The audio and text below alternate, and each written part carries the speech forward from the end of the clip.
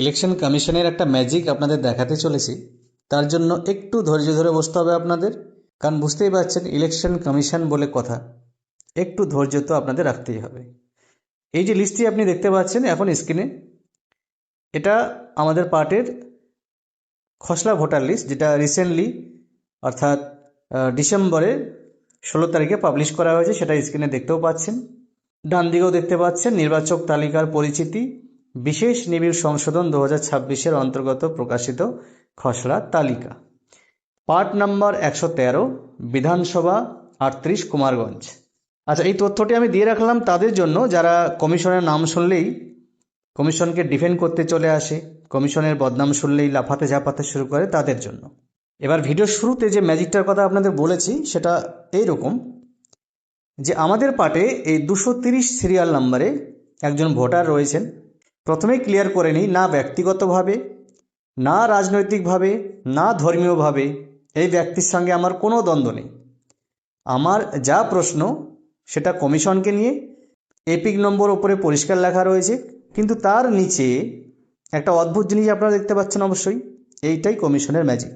ভোটারের নাম আছে, ডিটেলস আছে, এপিক নাম্বার আছে, সিরিয়াল নাম্বার রয়েছে, কিন্তু ভোটারের ছবির জায়গায় ভোটারের কোনো পাত্তা নেই। মানে আমরা গল্পের বইয়ে পড়েছি ডাল নেই তরোয়াল নেই নিধিরাম সর্দার, কিন্তু এখানে দেখতে পাচ্ছি মাথা নেই মুন্ডু নেই বৈধ ভোটার।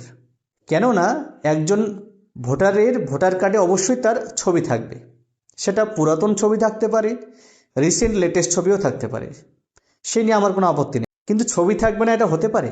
তার মানে কমিশনের কাছে এটা যৌক্তিক সঙ্গতি। কিন্তু আপনারা অবশ্যই জানেন গত কয়েকদিন আগেই আমরা 4 ভাই বোন এসআইআর শুনানিতে গিয়েছিলাম। এই কারণে গিয়েছিলাম যে আমাদের দেখানো হয়েছে যে আমরা 4 জন না, আমরা 6 ভাই বোন বা তার চেয়ে বেশি সংখ্যক আমাদের ভাই বোন রয়েছে। আমরা যাকে দিয়ে লিঙ্কেজ করিয়েছি তাকে দিয়ে 6 বা 6-এর বেশি লিঙ্কেজ হয়েছে, তাই আমাদেরকে শুনানি কেন্দ্রে গিয়ে প্রমাণ দিতে হবে।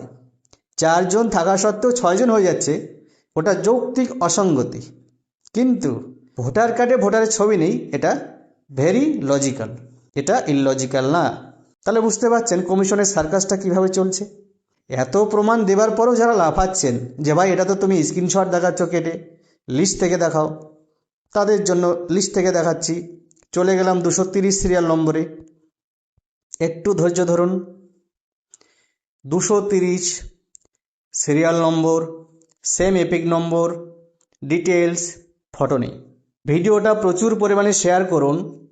কমিশন বা কমিশনের হয়ে যারা কাজ করে তারা যে ত্রুটিহীন নয়, আমি সকলের কথা একদমই বলছি না, কিন্তু যারা এই সব কাজের সঙ্গে যুক্ত থাকেন তাদের জন্য আমার এই প্রশ্ন। যারা অনলাইনের কাজকর্মের সঙ্গে যুক্ত তারা অবশ্যই জানবেন, ভোটার কার্ডের ছবি সংশোধনের ক্ষেত্রে 8 নম্বর ফর্ম বলুন কিংবা নতুন ভোটারের ক্ষেত্রে 6 নম্বর ফর্ম বলুন, সেখানে যখন আমরা ফটো আপলোড করি, সেখানে ফটোটি আপলোড করার পর কয়েক সেকেন্ডের জন্য প্রসেসিং হয় এবং একটা লেখা আসে যে হিউম্যান ফেস ডিটেক্টেড সাকসেসফুলি। দেখুন কিভাবে এরকম ভোটার হতে পারে সে বিষয়ে আর জানার কারোই বাকি নেই।